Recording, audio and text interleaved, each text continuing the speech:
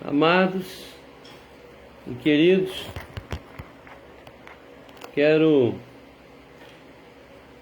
iniciar essa nossa live fazendo uma leitura no Salmo de número 42. Salmo de número 42. Apenas os versos 1 e 2 agora, ok?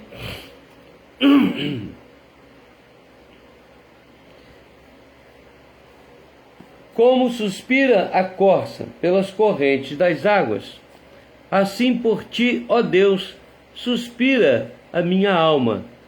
A minha alma tem sede de Deus, do Deus vivo. Quando irei e me verei perante a face de Deus?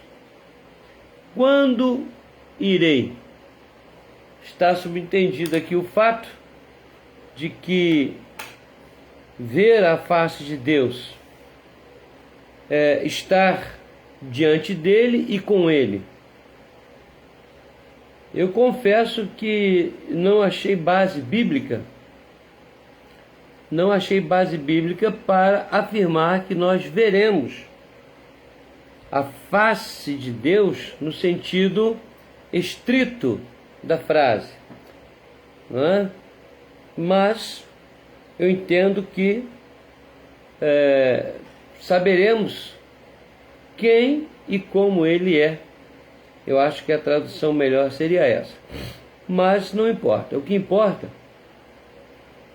é que aqueles que são do Senhor, realmente são do Senhor, eles almejam estar com o Senhor para sempre, eternamente. E a palavra alma aqui não é a palavra ruah, não é o espírito em si. Assim, não é essa tradução aqui. Nós, em alguns momentos na Bíblia, achamos a palavra alma no sentido de ser vivente. Mas aqui a palavra tem essa conotação de ruah, o espírito. Então nós não somos tricotomistas, nós somos dicotomistas.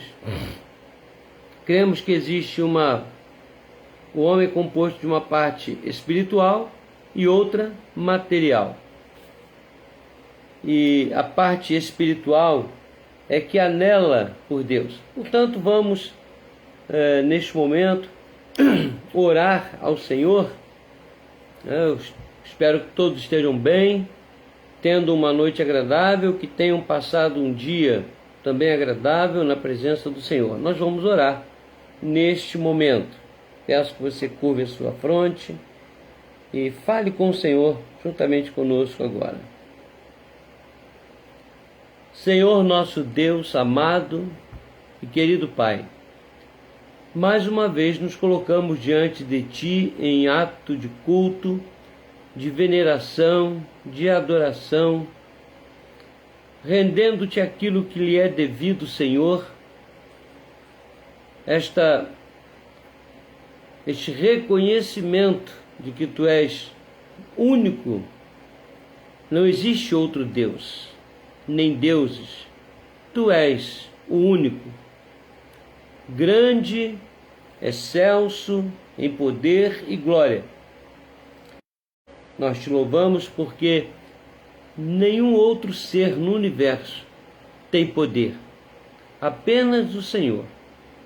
Todo o poder emana de Ti, nós sabemos disto, cremos nisto, e por isso nos curvamos diante do Senhor nesta hora, para rogar-Te que conduzas as nossas mentes, os nossos corações, nosso espírito, para que possamos Te prestar o culto que Te é devido.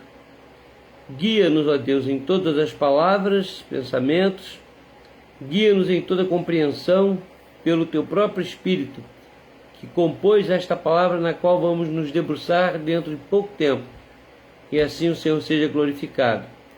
E o Teu povo abençoado. Para todo sempre nós oramos no nome de Jesus, o teu Filho, nosso Senhor e Salvador. Amém.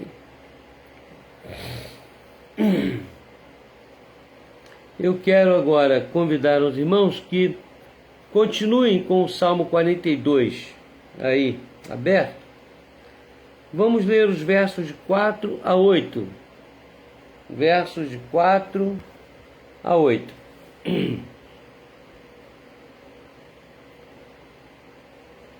Lembro-me destas coisas e dentro de mim se me derrama a alma, de como passava eu com a multidão de povo e os guiava em procissão à casa de Deus, entre gritos de alegria e louvor, multidão em festa. Por que estás abatida, ó minha alma? Por que te perturbas dentro de mim? Espera em Deus, pois ainda o louvarei, a Ele, meu auxílio e Deus meu.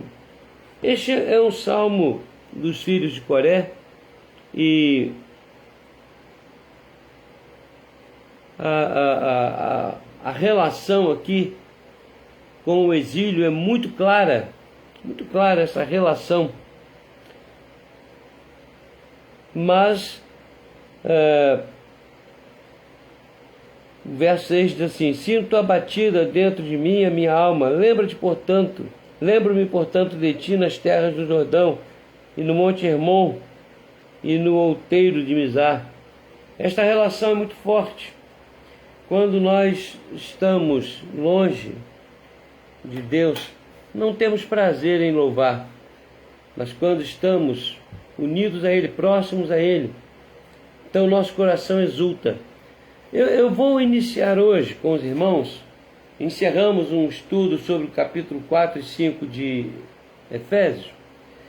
Vamos iniciar um estudo sobre a segunda vinda de Cristo.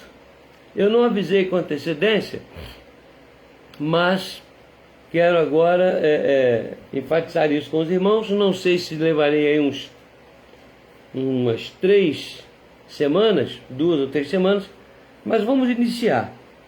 Porque eu também não quero fazer um estudo apocalíptico, não é essa a minha intenção.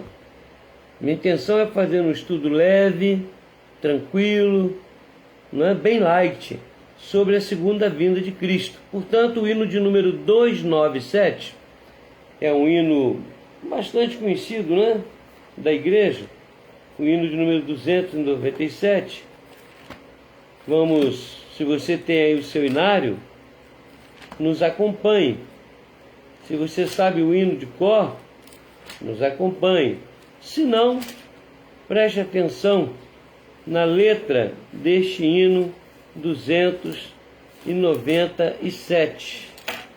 Como foi para o céu, Jesus Cristo adivinha.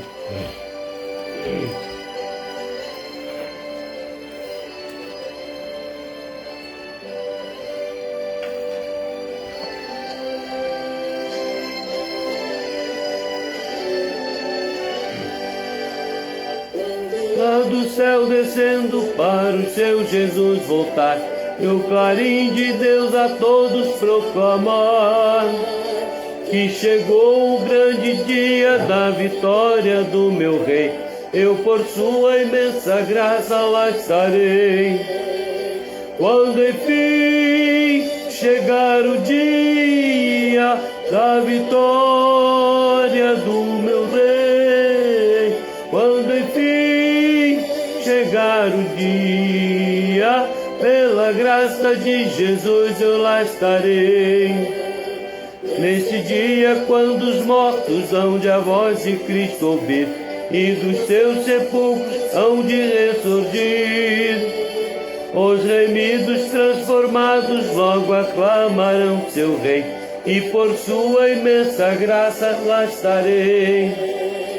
Quando enfim chegar o dia da vitória do meu Rei, quando enfim chegar o dia, pela graça de Jesus eu lá estarei.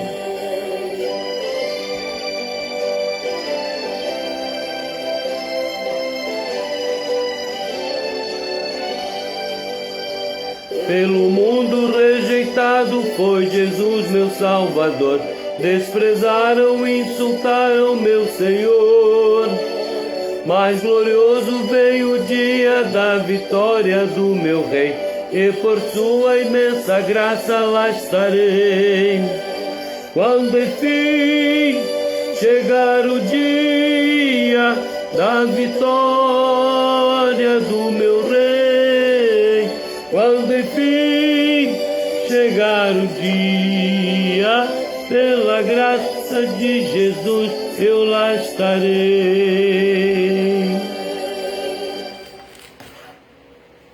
É um hino abençoado demais. Deus tocou o coração do poeta para escrever este hino, para musicar este hino, e realmente é uma coisa extraordinária. E está totalmente de acordo com a palavra que o Senhor já colocou em nosso coração. Mas antes nós vamos ler, ainda no capítulo 42, o verso de número 5, 42 de Salmos, do livro dos Salmos. E diz assim, Salmo 42, verso 5. Por que estás abatida, ó minha alma? Por que te perturbas dentro de mim? Espera em Deus, pois ainda o louvarei, a Ele, meu auxílio e Deus meu.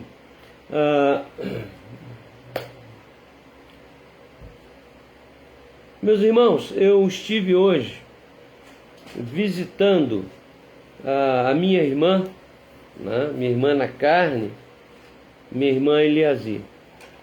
Ela está acometida de uma enfermidade muito grave no pâncreas.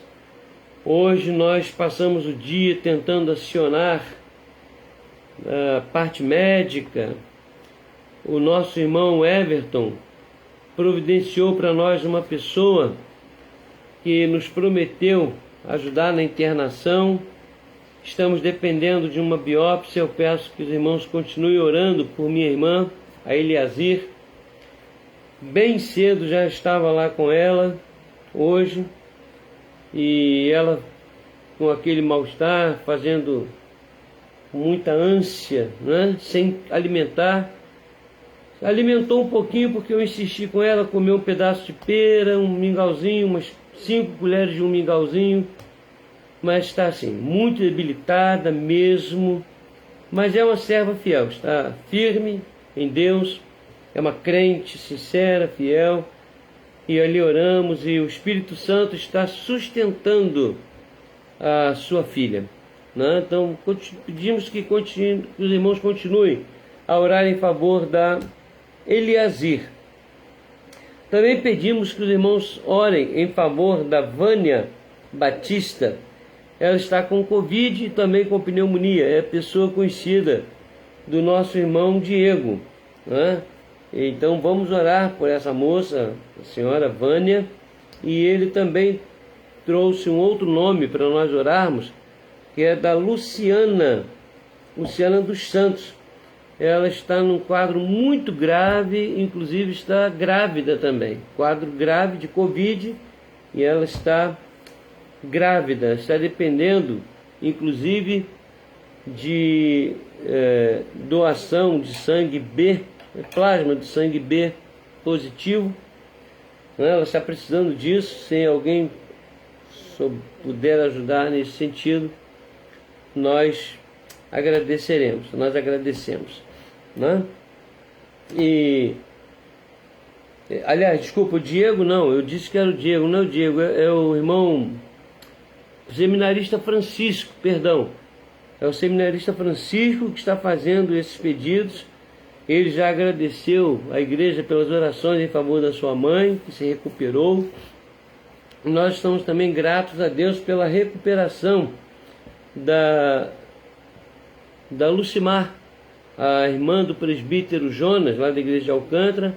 Ela já teve a alta e saiu, no dia que ela saiu, foi ontem parece, um grupo de médicos, enfermeiros ali louvando a Deus, glorificando, porque o quadro dela era gravíssimo, Mas graças a Deus ela está bem agora. E também essa semana nasceu, não sei se foi ontem ou antes de ontem, acho que foi antes de ontem, que nasceu o netinho, mais o netinho do nosso irmão José Nazaré, o Benjamin, filho do Roberto. Alguns membros da igreja não conhecem o Roberto, que já foi membro de nossa igreja, filho do irmão José Nazaré. Ele hoje frequenta uma outra denominação, com sua esposa, e eles tiveram esse bebê, acho que foi antes de ontem, se não me falha a memória, o Benjamin, né? Então, que Deus abençoe essa criança, os papais, o vovô, a vovó, tanto de um lado como de outro. Estamos contentes com isso, ok? E eu quero pedir a oração dos irmãos por minha sobrinha, Adriana, que está com esse problema, né, na vista, por conta da alta de glicose, a diabetes descontrolada.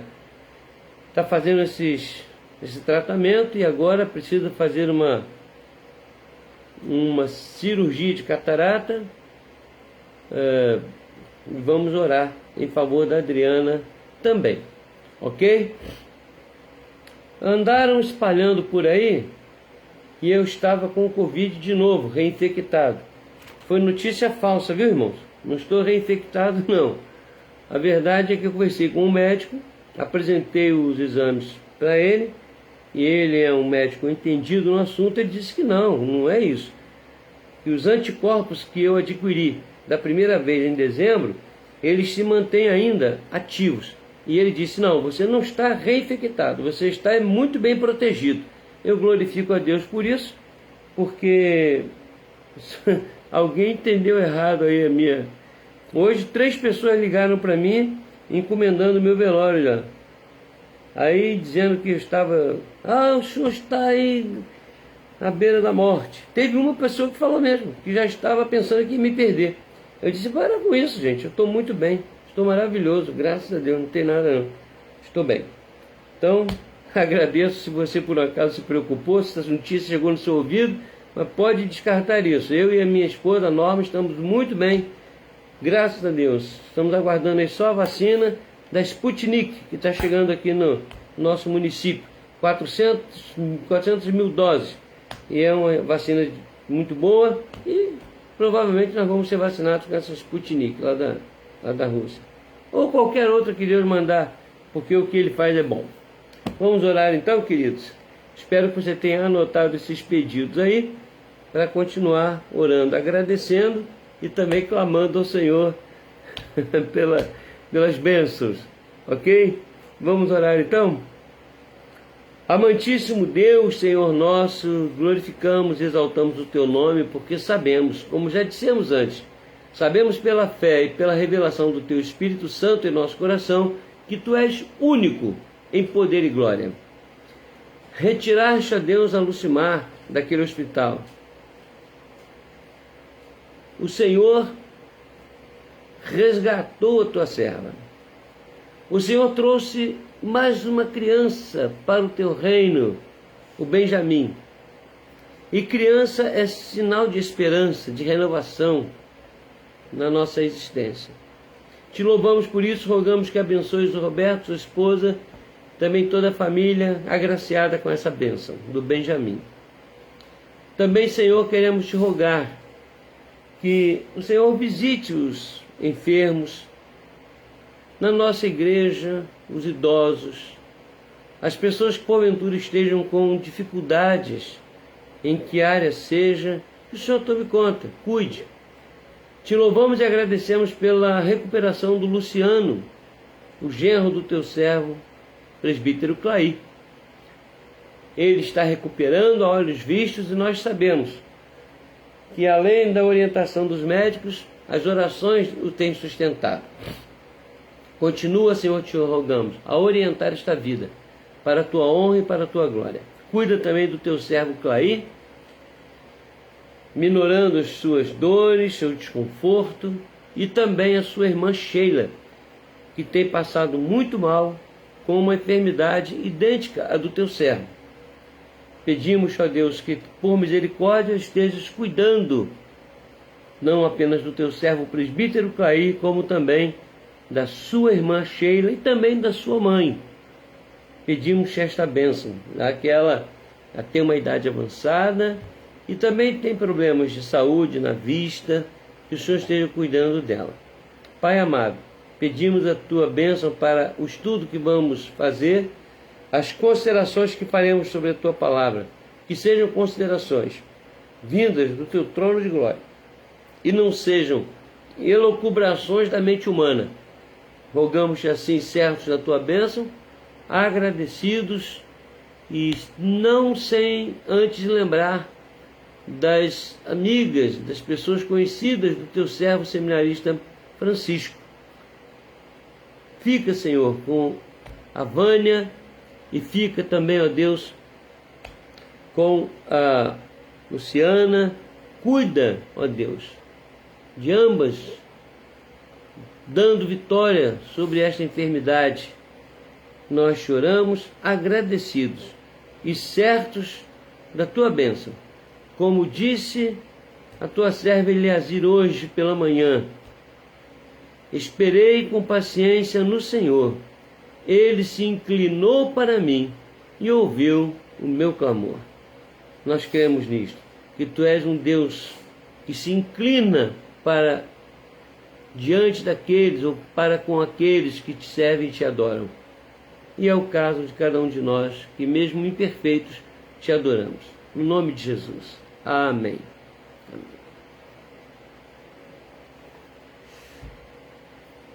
Bom, meus amados, vamos convidá-los a que nos acompanhem na leitura da segunda epístola de Paulo aos Tessalonicenses, quando ele fala sobre a segunda vinda de Jesus. Segunda epístola de Paulo aos Tessalonicenses, capítulo 2, os versos de 1 a 6. Eu destaco os versos 1 e 2, mas de 1 a 6. Diz assim o texto: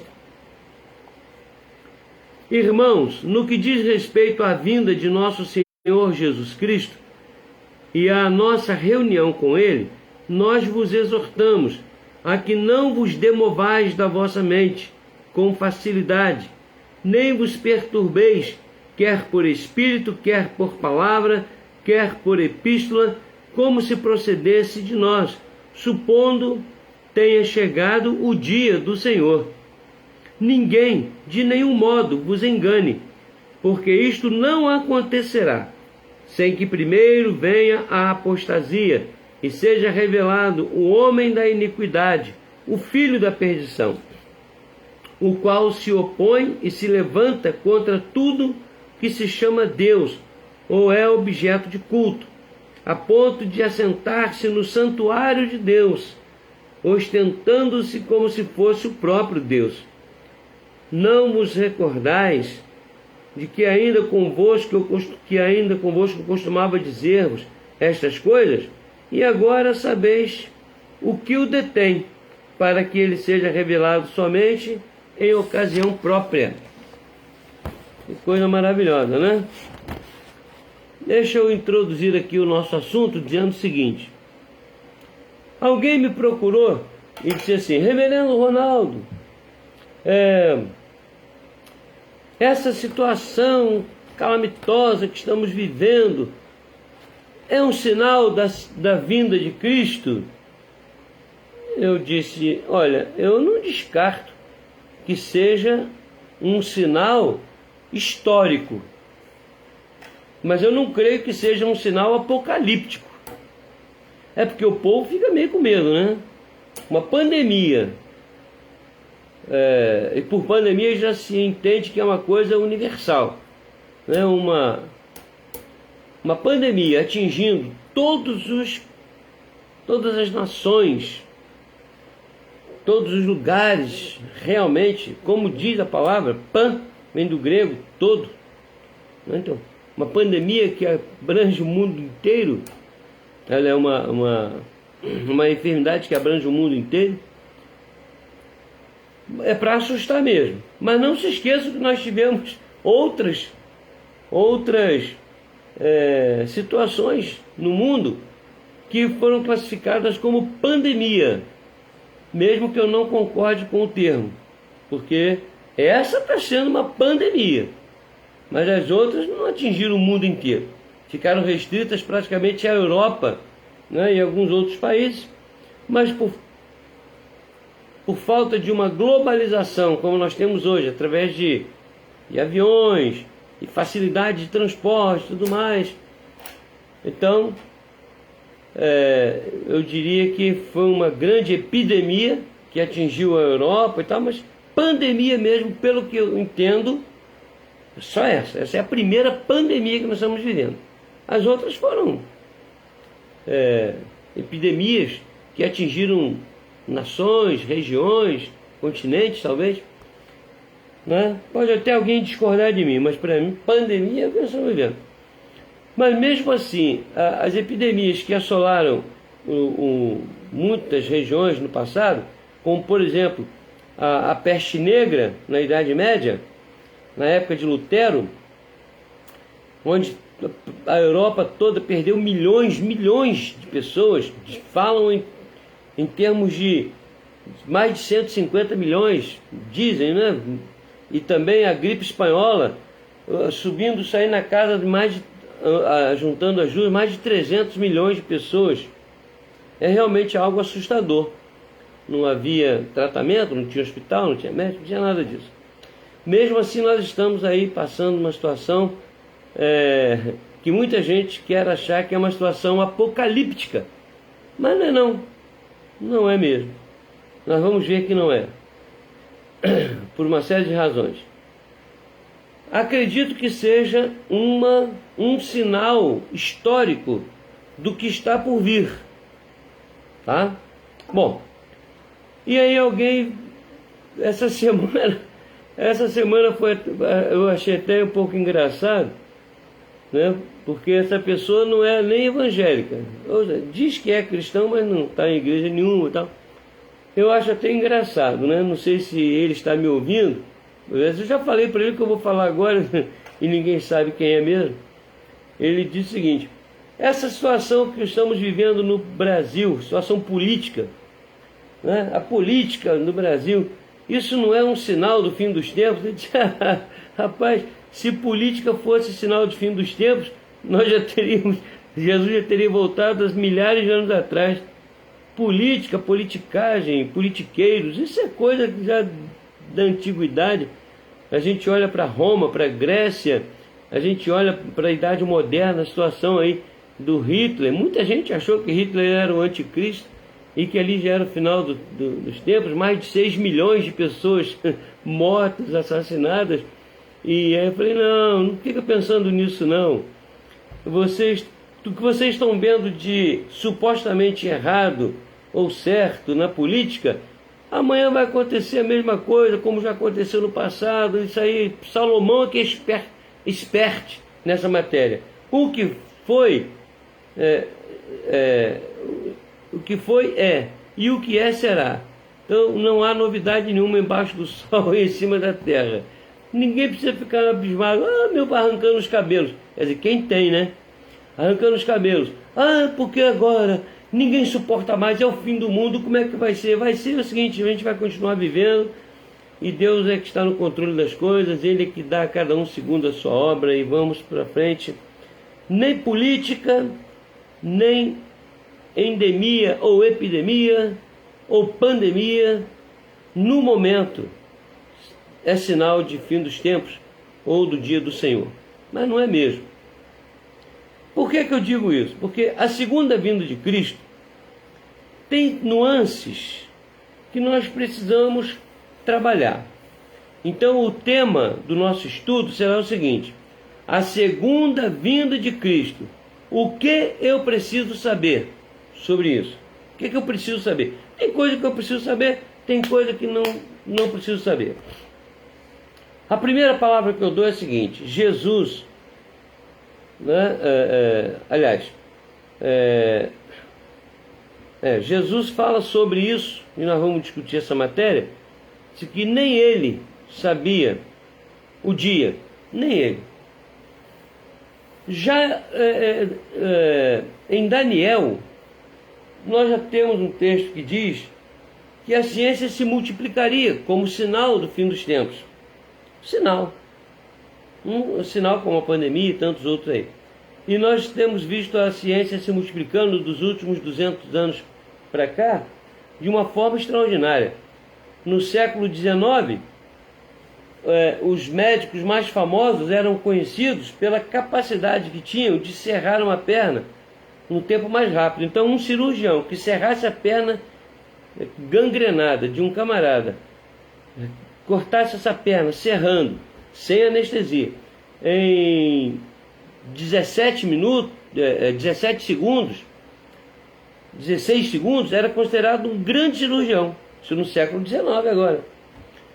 E o cirurgião que levasse mais de 18 ou 19 segundos para serrar uma perna gangrenada, ele era considerado um mau cirurgião. Desculpa eu rir porque eu li um livro, que eu li tudo isso aí há um tempo atrás, intitulado O Século do Cirurgião. Então, para vocês terem uma ideia como funciona o negócio. Antigamente, como é que fazia para o camarada dormir para poder fazer uma intervenção qualquer? Logo no início dava uma pancada aqui atrás, na cabeça dele, aqui do lado, aqui no pescoço, ele perdia os sentidos, porque, é claro, interrompia o fluxo sanguíneo no cérebro e ele desmaiava. É o famoso interrupção do fluxo sanguíneo no vaso vagal, chamado vaso vagal. Não sou médico não, mas eu sou curioso. Aí depois inventaram o charuto, ou seja, perceberam que o cara quando fumava muito, ficava meio grogue. Aí botava o cara para fumar uns 10 charutos. Quando ele chegava no 7º, foi direto, né? Ele já estava muito grogue. Aí no 10º charuto ele já desmaiava. Depois inventaram a bebida alcoólica. Inventaram não, passaram a usar, a bebida alcoólica. Eu botava o sujeito bem bêbado, quando ele dormia, aí fazia o que queria com ele. Depois veio o ópio, já vindo lá da região, lá da China, e até mesmo não só do Oriente, mas da Ásia. O ópio foi muito usado. Aí veio depois o clorofórmio.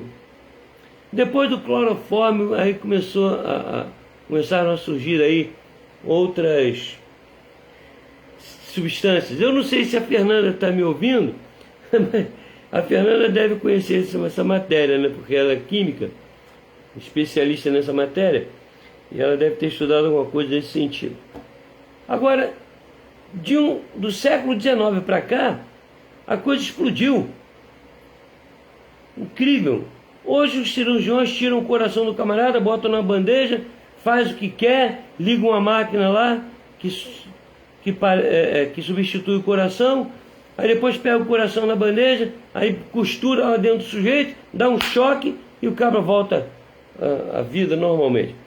Isso é o mínimo, certo? Então lá em Daniel já diz isso, e a ciência se multiplicará, mas ainda não é o fim. Nós ainda vamos ver muita coisa, em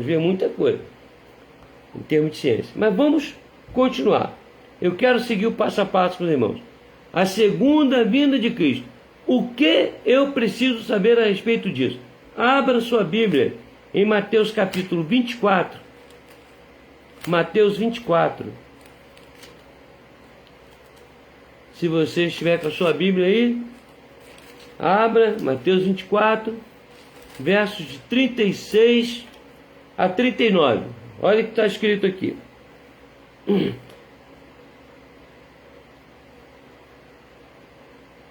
Mas a respeito daquele dia e hora, ninguém sabe, nem os anjos dos céus, nem o Filho, senão o Pai.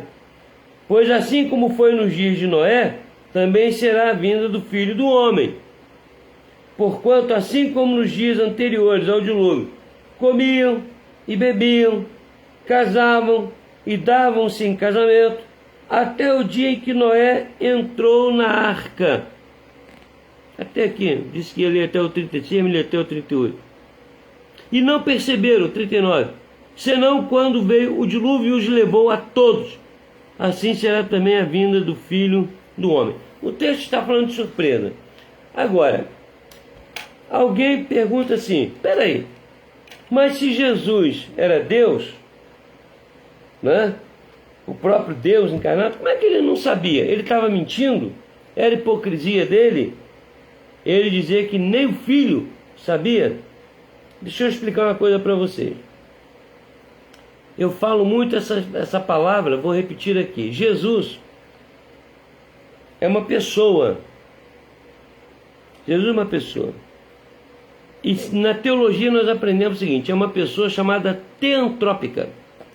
É a junção de duas palavras em grego, theos e anthropos. Significa o seguinte, que ele é 100% homem e 100% Deus ao mesmo tempo.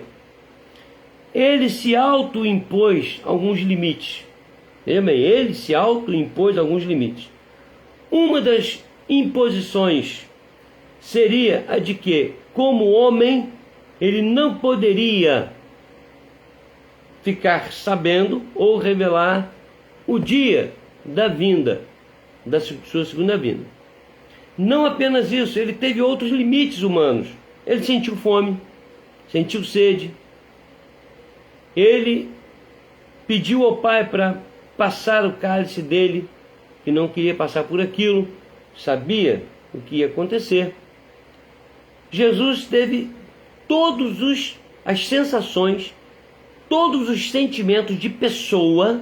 Claro que era um homem perfeito, santo, ele nunca pecou, mas ele precisou sentir todas as tentações que um homem pudesse sentir. Porque imagine você, se eu chegar lá no céu e uma pessoa chegar diante de Deus, ou vamos dizer um cristão, não, vamos dizer um ímpio, e Deus o condenar e ele disser assim: ah, mas Jesus foi lá na terra, mas ele não passou pelo que eu passei. Se ele tivesse passado pelo que eu passei, eu queria ver se ele ia resistir. Isso é uma heresia. Então Deus não ia deixar essa chance para ninguém questioná-lo de que Jesus não teria passado pelas mesmas tentações, pelas provações naturais de um ser humano. E como homem, né, verdadeiramente homem, filho de Deus, ele se autoimpôs a não revelação do dia da sua vinda. É claro que agora ele sabe, mas em sua humanidade ele não saberia. E ele se autoimpôs este limite. Então Jesus, Deus, ao encarnar na pessoa de seu filho, ele se autoimpôs uma série de limites. E é onde o diabo o tentou no deserto. Se você é filho de Deus mesmo, se você é Deus, transforma essa pedra em pão. Ele podia transformar, se ele quisesse. Mas ele se autoimpôs a questão de não utilizar do seu poder em causa própria. Por isso é que ele não desceu da cruz, não transformou pedra em pão, apenas por sugestão do inimigo e outras coisas mais. Isso é uma matéria longa. Eu passei 7 anos estudando essa matéria, não vou querer agora orientar os irmãos e passar uma mensagem de meia hora, 10, 15 minutos sobre esse assunto. É um assunto longo, vasto, de profundo conhecimento teológico, que todos nós pastores, os próprios padres, estudam e temos nessas concepções todas para ensinar o povo. Podemos afirmar o seguinte: Jesus não deixou de ser Deus pelo fato de ele dizer que o Filho não poderia revelar o dia da sua vinda. Ok? Bom, esse dia é um dia certo, mas Jesus disse: nem o Filho sabe, nem os anjos nos céus, só o Pai. Então, essa história de ficar marcando data, de acordo com épocas, situações, que Jesus virá, isso é uma bobagem, é uma perda de tempo. Então, sobre a segunda vinda de Cristo, o que eu preciso saber em primeiro lugar é que essa vinda é certa. É certa. Mas nós não sabemos quando. E esta vinda pressupõe um encontro de Cristo conosco, sua igreja, sua noiva, e de cada um de nós com Ele. Mas este encontro, irmãos, devido à nossa humanidade frágil, ele se dá de duas maneiras. Ou Jesus retorna e recolhe a sua igreja, ou a sua igreja deixa de existir aqui, humanamente falando, e vai se encontrar imediatamente com ele. De um jeito ou de outro, você também não sabe o dia que você vai morrer. Você não sabe quando você vai morrer. Você não sabe quando ele voltará. Mas é certo que vão acontecer, esse fato vai acontecer. Nós vamos encontrar com Jesus, vindo ele ou indo nós. Né? Então, ou nós morremos e vamos, ou ele vem, como Paulo dizia, nós os vivos seremos transformados. E Paulo não está aqui dizendo que eles, se referindo a eles, ele achava isso. Todos os cristãos daquela época acreditavam que Jesus viria logo depois daqueles dias.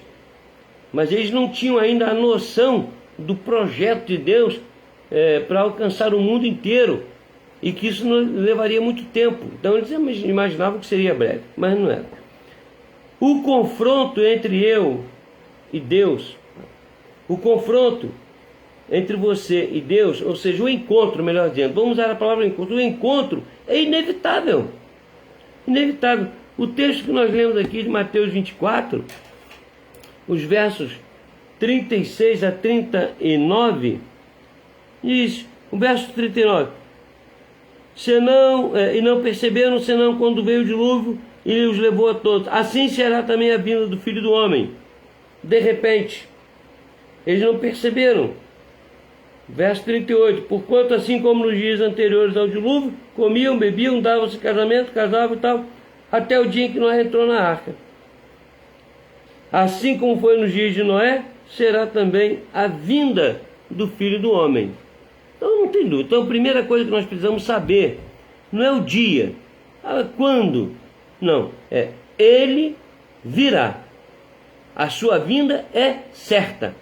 E não nos compete cogitar o dia ou a época. Não. Isso é economia de Deus.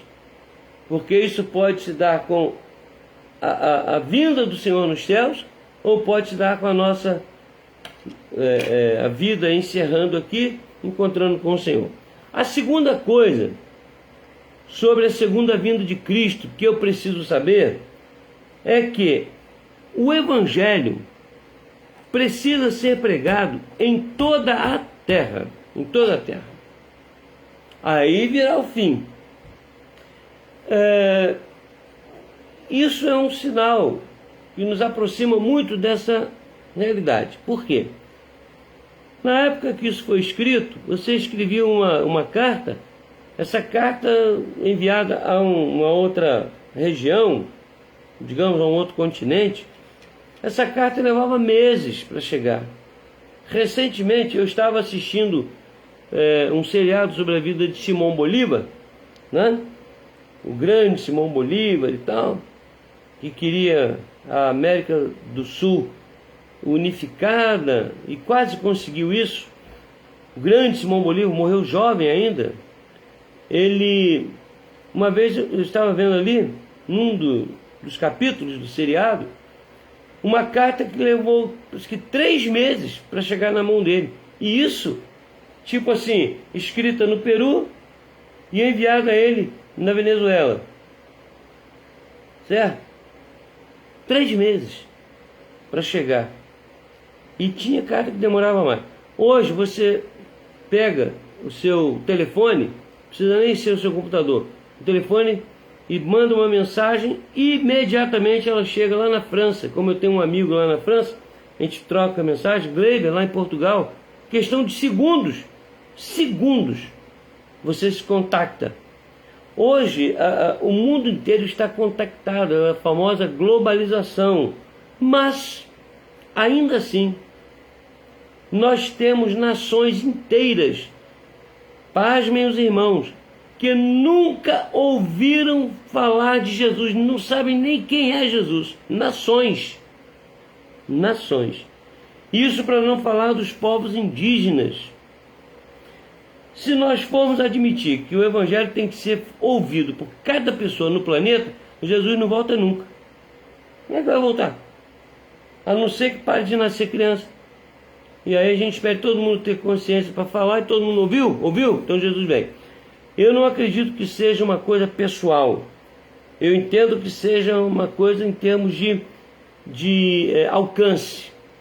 O Evangelho, ao alcançar todas as nações, é um dos sinais, assim como o crescimento da tecnologia, é um dos sinais para que o cenário seja preparado para a volta de Jesus.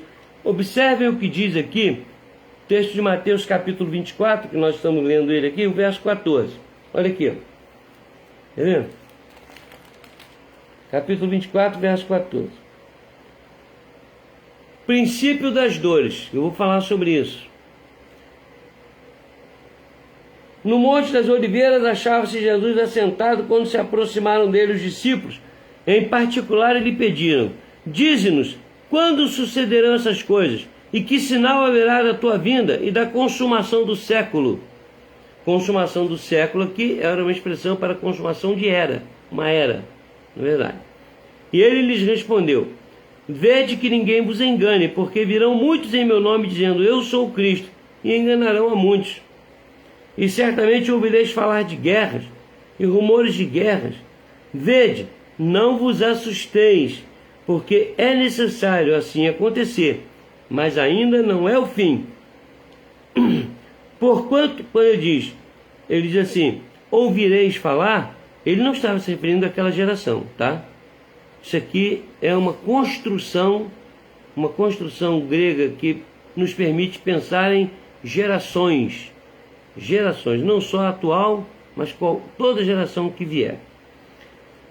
Porquanto se levantará nação contra nação, reino contra reino, e haverá fomes e terremotos em vários lugares. Meus irmãos, na época de Jesus, segundo as minhas pesquisas, havia uma média de 700 terremotos por ano registrados. Os sismógrafos e os entendidos já fizeram essa avaliação. Hoje, 700 terremotos por ano. Hoje, nós temos uma média de 8.000 terremotos por dia. Por dia. Tudo isso ainda é o princípio das dores. Então sereis atribulados e vos matarão.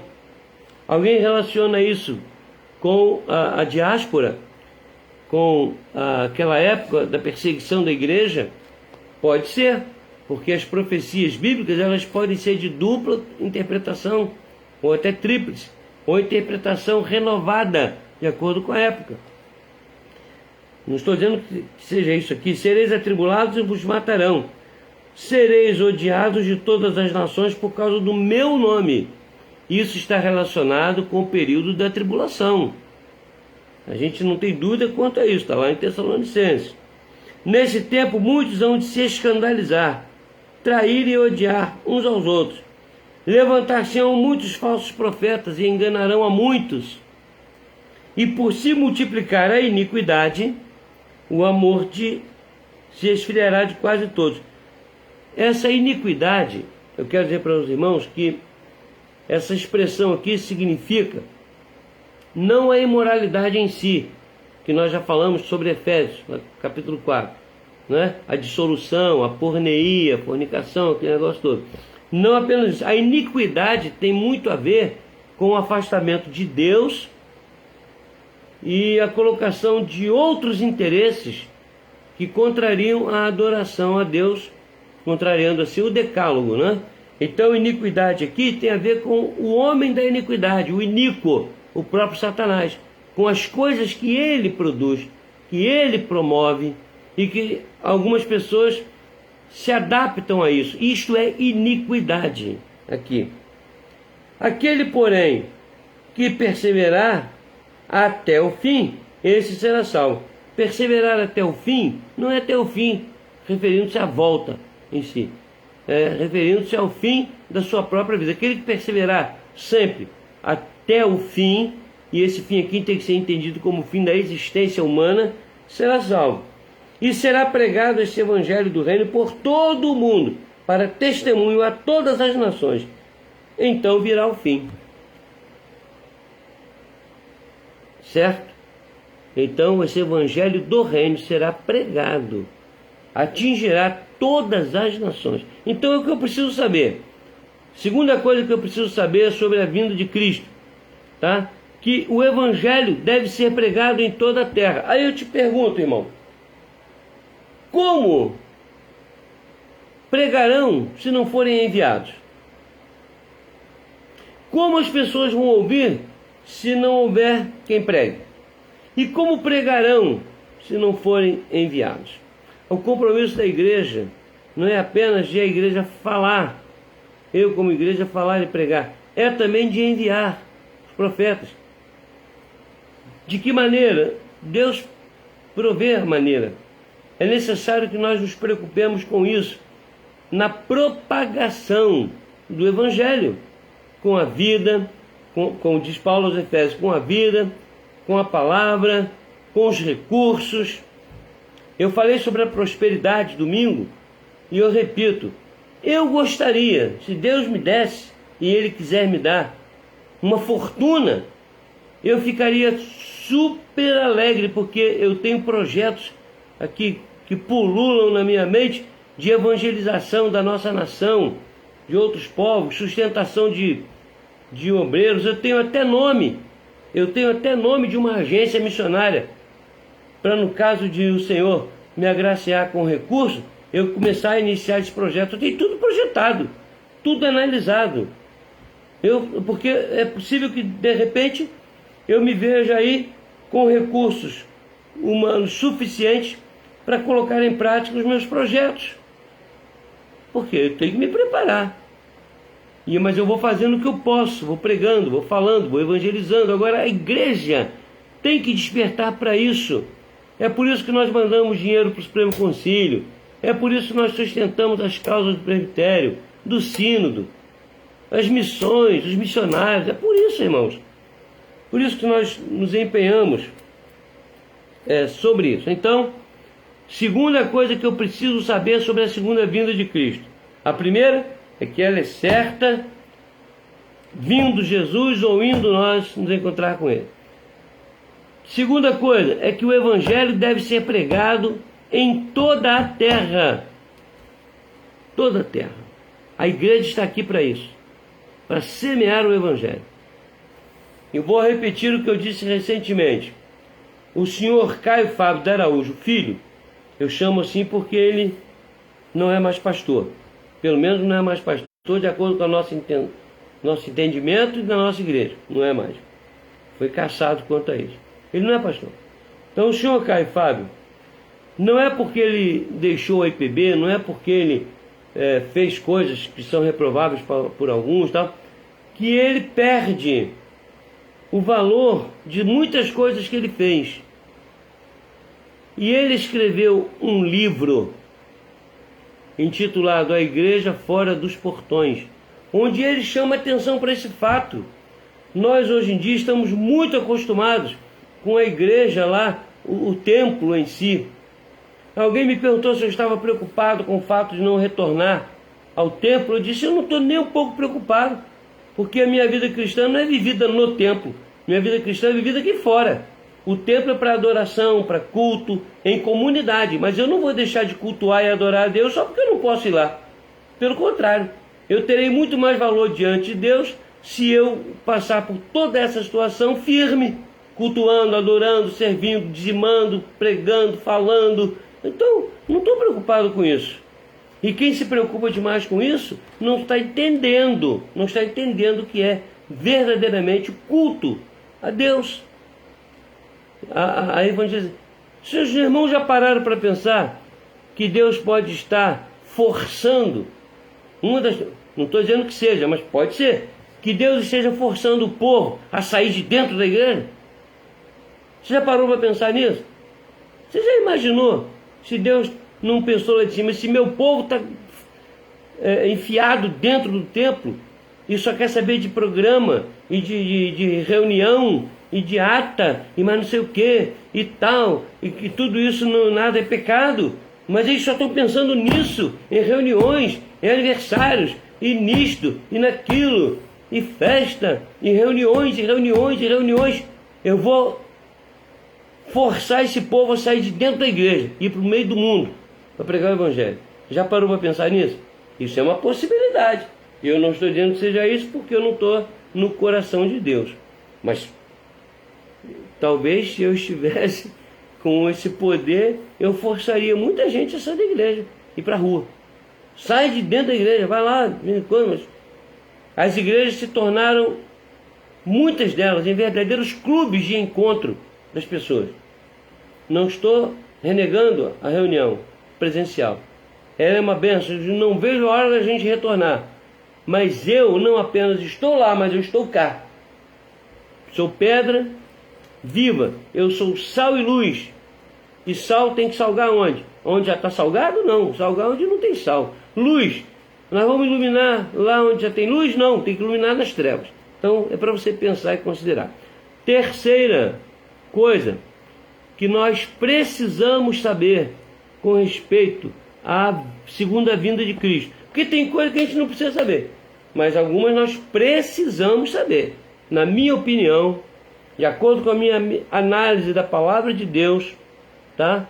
A terceira coisa que nós precisamos saber sobre a segunda vinda de Cristo é que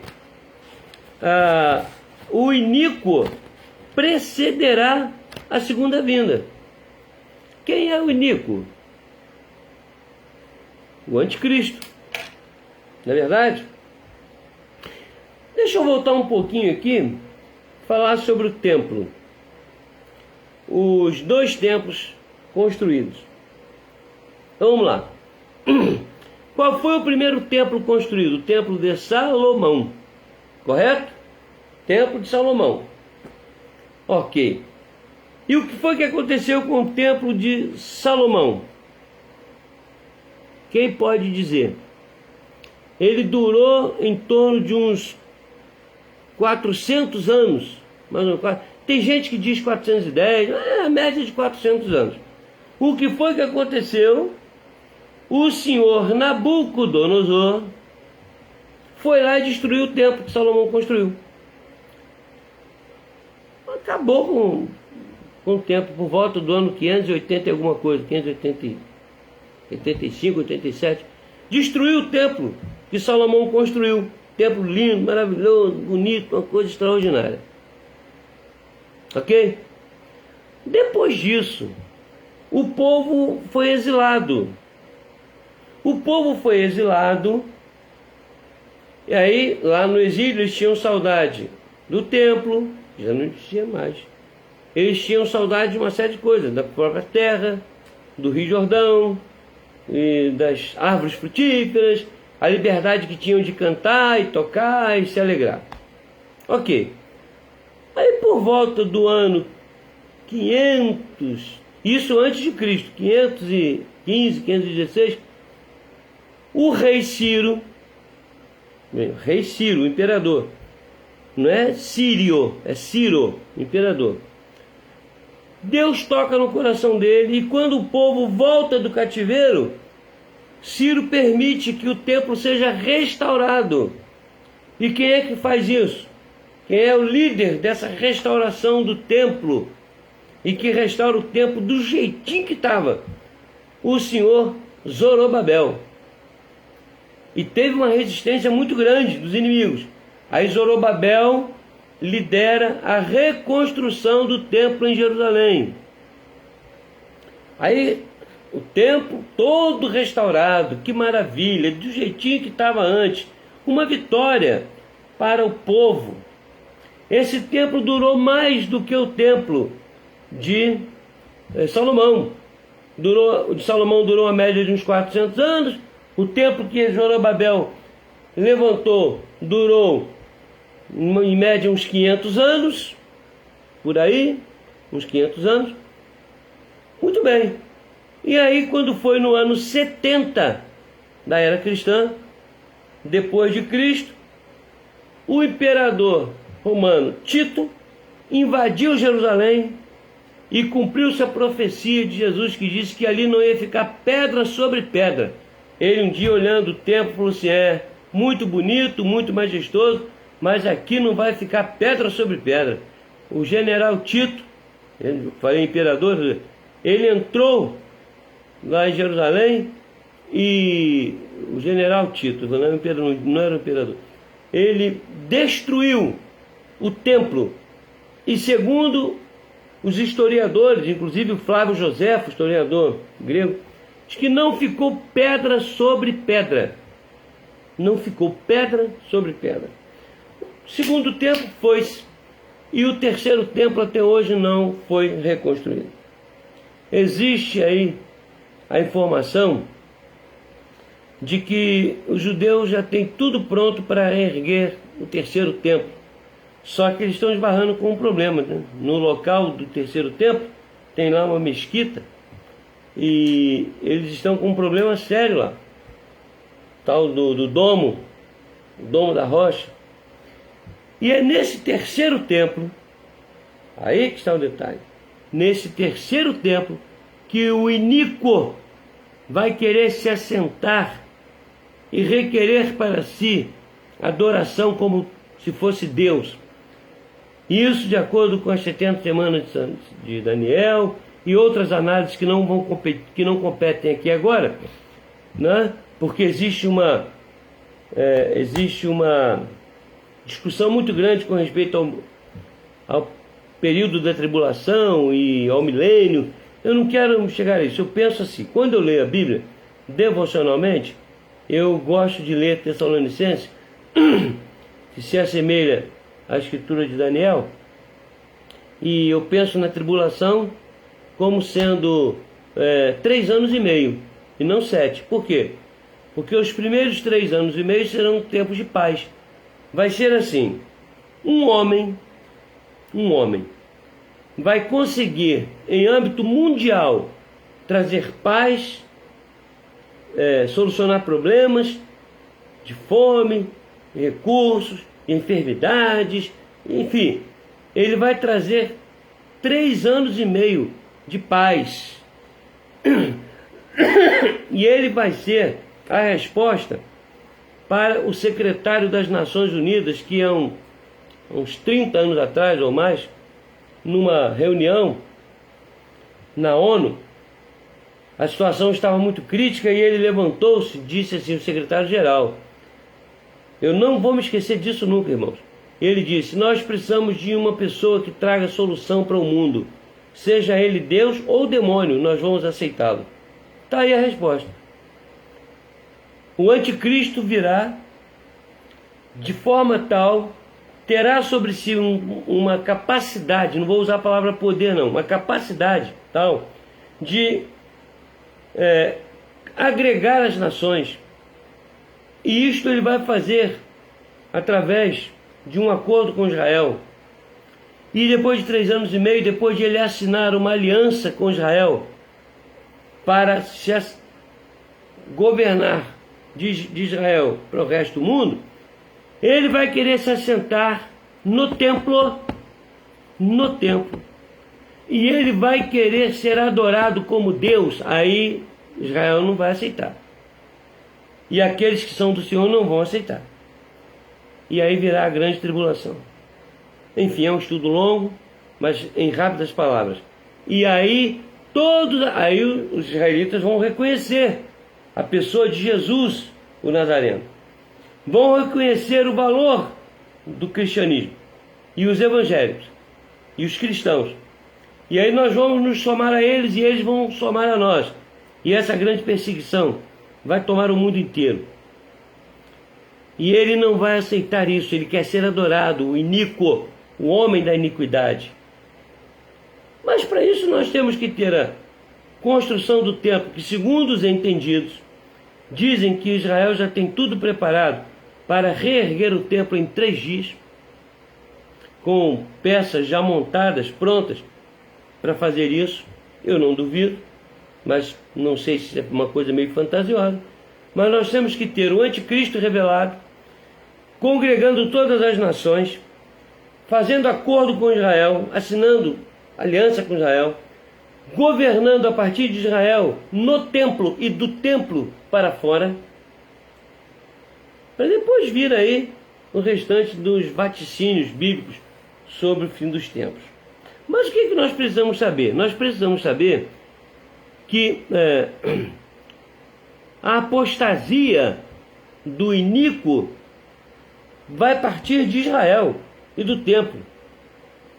A perseguição é um sinal mais claro do fim dos tempos.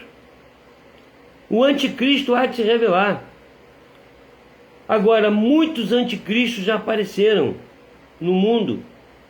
Já fizeram profecias sobre vários homens que esse é o anticristo. Até o coitado do Macron, lá da França, a turma já estava dizendo que era ele o anticristo. Emmanuel Macron. Gente, que falta de percepção. Bom, nós não sabemos quem será, como será. Agora, muita gente fala que vai ser um europeu, vai ser isso, aquilo.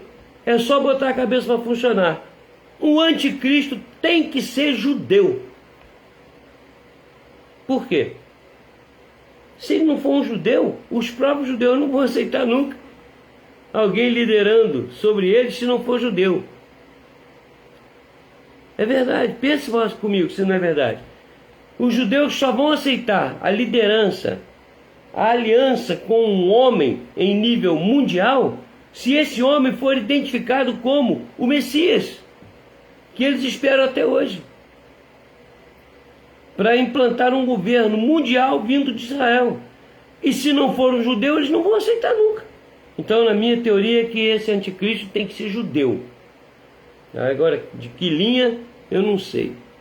Nós precisamos saber disso, que ainda temos muito tempo até a vinda de Cristo, humanamente falando. O senhor agora quer determinar tempo? Eu não determinei dia. Eu estou dizendo, que em termos de tempo cronológico humano, nós ainda temos muita coisa para acontecer nesse mundo, no aspecto político, espiritual, moral, para que se cumpra aquilo que Jesus determinou. Então, terceira coisa, a primeira é, a vinda dele é certa, só que não sabemos o dia. Ou ele vem ou nós vamos. Então, segunda coisa, o evangelho tem que ser pregado pela igreja a tempo e fora de tempo, porque é uma das regras que Deus deixou para que o Senhor Jesus voltasse. Você está participando disso ou não? Terceira razão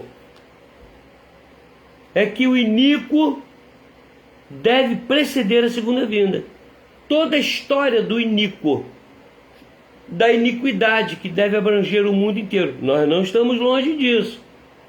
Mas não esqueçamos que a palavra de Deus diz que um dia para Deus é como 1000 anos. E 1000 anos como um dia. Quarta e última coisa que nós precisamos saber, pelo menos para a gente encerrar hoje. A quarta coisa que nós precisamos saber sobre a segunda vinda de Cristo.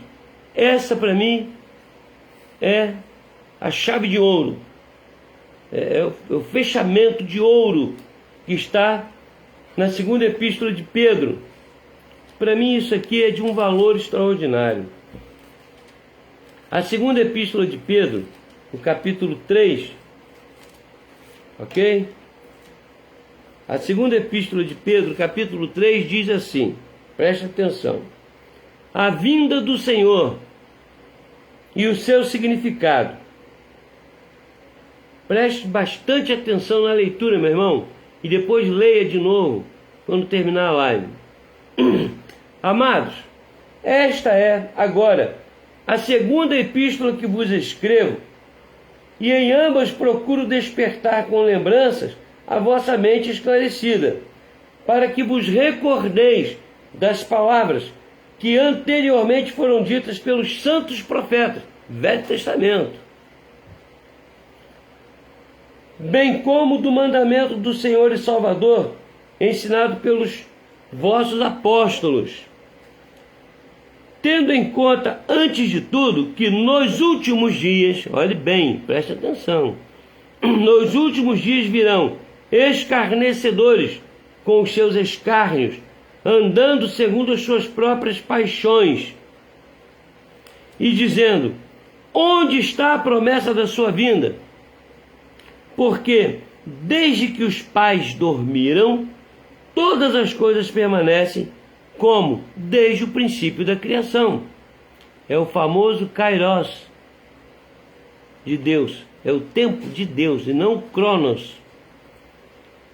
Porque deliberadamente esquecem que de longo tempo houve céus, bem como a terra, a qual surgiu da água e através da água pela palavra de Deus, pela qual, preste bem atenção, meu irmão, pela qual veio a perecer o mundo daquele tempo afogado em água, mundo todo, confirmação do dilúvio. Ora, os céus que agora existem e a terra, pela mesma palavra, têm sido entesourados para quê? Para fogo, estando reservados para o dia do juízo e destruição dos homens ímpios, junto com o iníquo. Verso 8. Há todavia uma coisa, amados, que não deveis esquecer, que para o Senhor um dia é como 1000 anos, e 1000 anos como um dia. Verso 9. Não retarda o Senhor a sua promessa, como alguns a julgam demorada. Pelo contrário, ele é longânimo para convosco, não querendo que nenhum pereça, senão que todos cheguem ao arrependimento. Esse é um desejo real do coração de Deus, mas que não vai se concretizar. Ele próprio declara em sua palavra. Virá, entretanto, como ladrão o dia do Senhor, no qual os céus passarão com estrepitoso estrondo e os elementos se desfarão abrasados. Também a terra e as obras que nela existem serão atingidas. Olha, Pedro está falando aqui de uma coisa que os astrônomos chamam de nova ou supernova.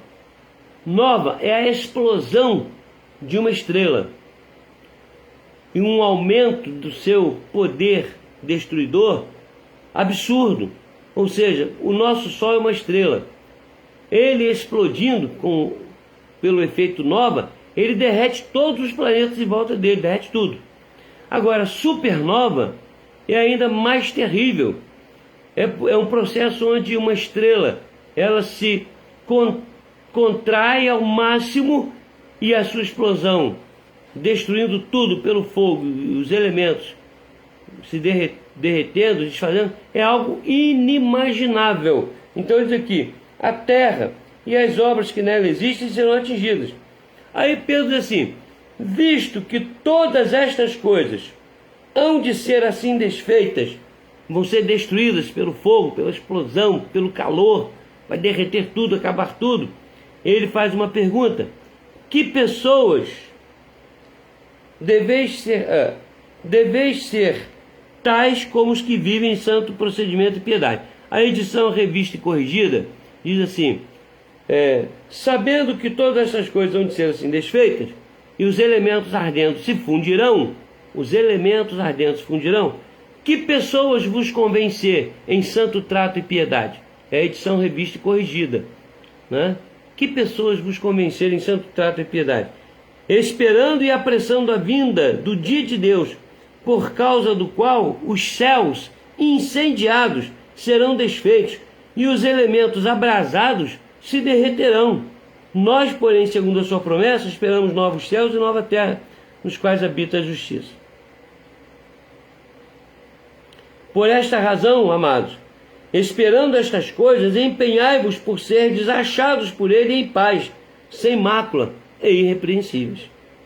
E tende por salvação a longanimidade de nosso Senhor, como igualmente nosso amado irmão Paulo vos escreveu, segundo a sabedoria que lhe foi dada ao falar desses assuntos.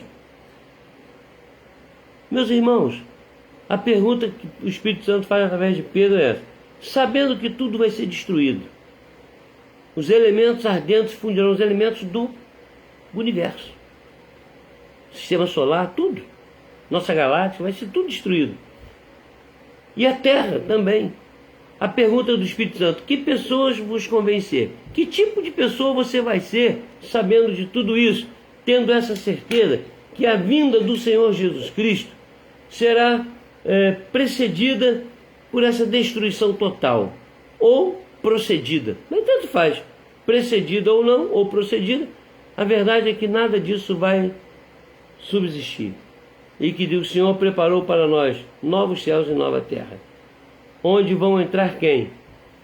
Aqueles vestidos de branco. Quem são estes vestidos de branco? Aqueles que lavaram suas vestiduras no sangue do Cordeiro. Você já lavou sua vestidura no sangue do Cordeiro? Você está preocupado com a vinda do Senhor? Não vá agora você falar assim: ah, bom, o pastor disse que, segundo a interpretação dele, ainda vai demorar muito em termos cronológicos e vai demorar bastante, né? Como é que fica isso? Eu posso viver do jeito que eu quiser. Meus irmãos, nós vamos prestar conta da nossa vida.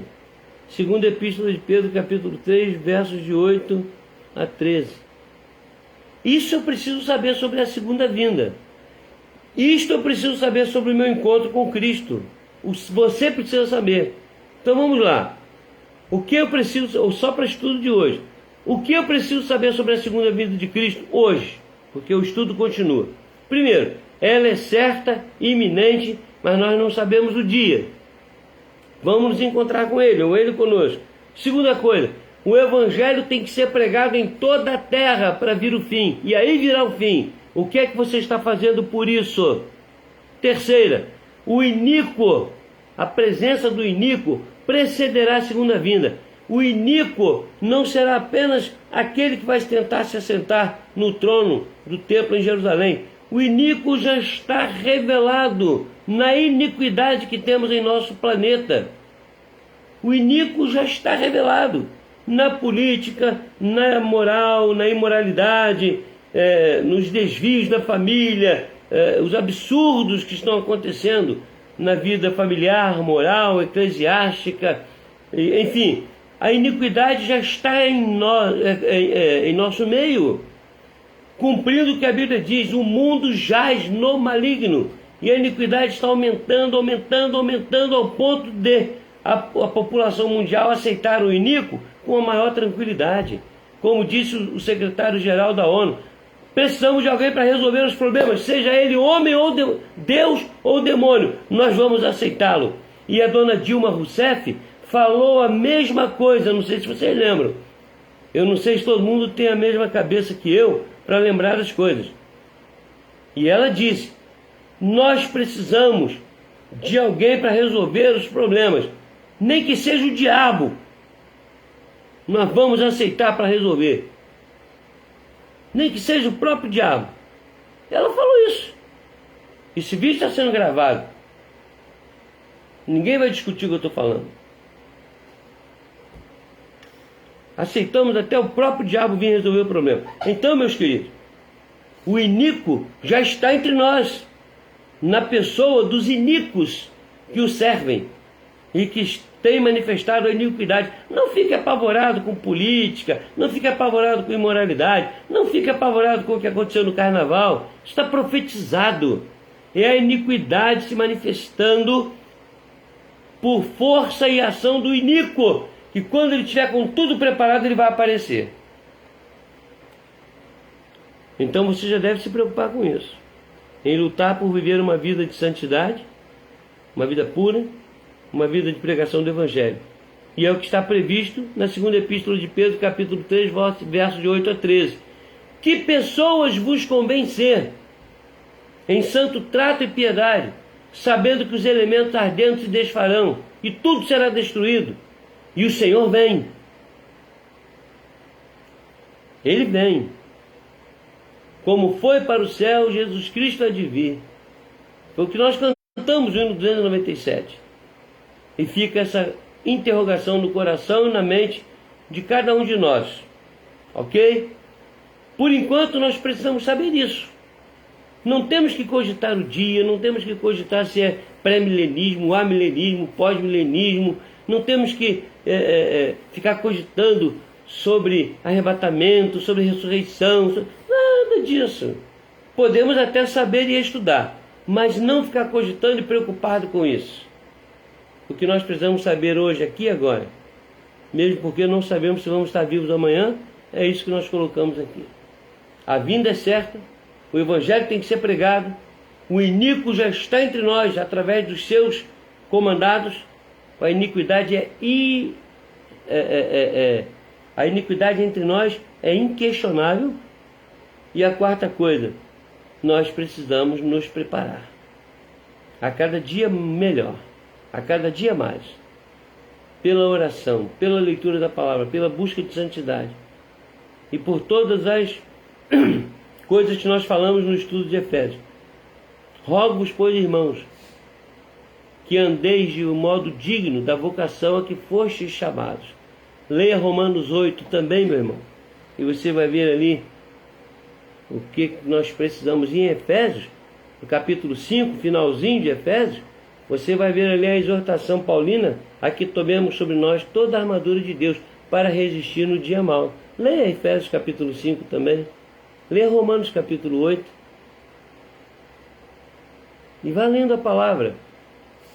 Hoje eu visitar a minha irmã, ela disse para mim, eu comecei a recitar um versículo para ela, ela concluiu. Ela terminou o versículo, ela disse, é o que me tem sustentado, a palavra de Deus. Não na estante, guardada lá, mas a palavra de Deus no coração, na mente e diante dos nossos olhos, pregada diante dos homens. Deus assim o abençoe, meu irmão. Deus assim a abençoe, minha irmã. Até a próxima quinta-feira no estudo sobre a volta de Cristo. Tem muito mais coisas que nós precisamos saber. Precisamos mesmo. Não é especulação não. Precisamos saber. Mas agora eu quero agradecer aos que estão conosco, as pessoas que estão nos assistindo. Eu quero lembrar que no próximo domingo, dia 14, nós estaremos no culto presencial na igreja com limite máximo, né? O link de inscrição está sendo distribuído para toda a igreja. Todos os procedimentos protocolares estão sendo realizados e nós teremos ali um grupo. Vamos celebrar a ceia 4 vezes seguidas, 4 domingos consecutivos, cada domingo uma média de 50 pessoas, fazendo um total de 200 ao final, caso todos frequentem, e assim todos terão a oportunidade de participar da ceia. Faça a sua inscrição, ore ao Senhor, agradeça por essa bênção, e com todos os procedimentos normais protocolares nós poderemos retornar, né? E a igreja está sendo muito bem orientada quanto a isso, graças a Deus. Muito bem, domingo teremos a nossa escola dominical às 9 horas da manhã e o culto público às 19h30, sendo transmitido diretamente da igreja, não apenas presencial, mas transmitido da igreja para o YouTube, né? No YouTube você vai participar ali conosco, e se depois você não conseguir assistir o culto, você poderá consultar o YouTube e assistir posteriormente. Mas o ideal é que assista juntamente conosco, né?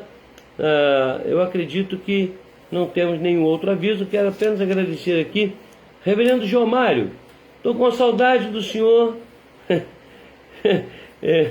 Havia um presbítero lá em Minas que falava assim, pastor, estou com saudade de ti, besta.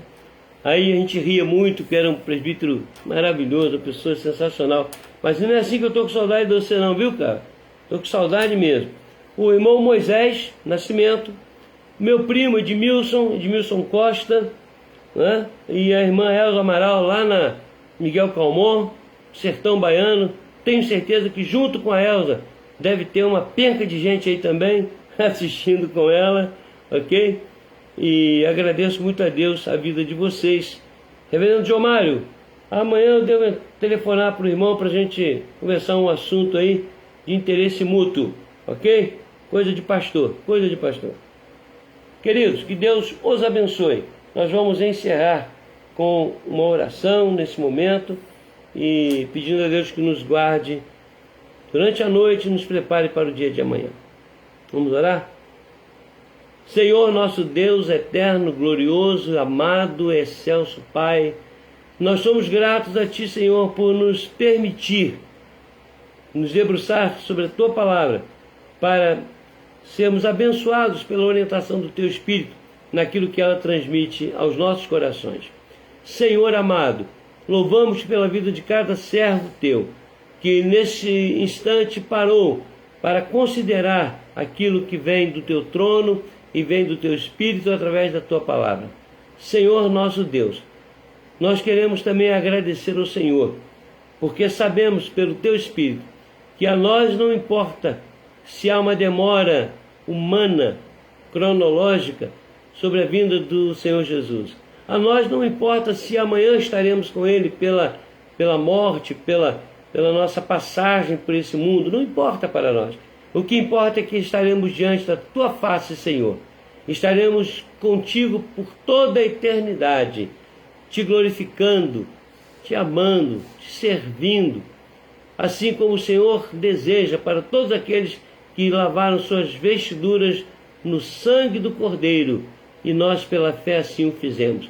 Pai amado, guarda os teus filhos, dá-nos uma noite de paz, permita que amanhã e nos dias subsequentes nós tenhamos condições de proclamar o teu evangelho, glorificar o teu nome através da vida e da palavra e de busca de santidade, Senhor. Fica com cada um dos teus servos, nós te rogamos e agradecemos pela vida de cada um que esteve conosco, no nome santo e poderoso de Cristo Jesus. E agora, amados, vamos receber a bênção do Senhor para as nossas vidas.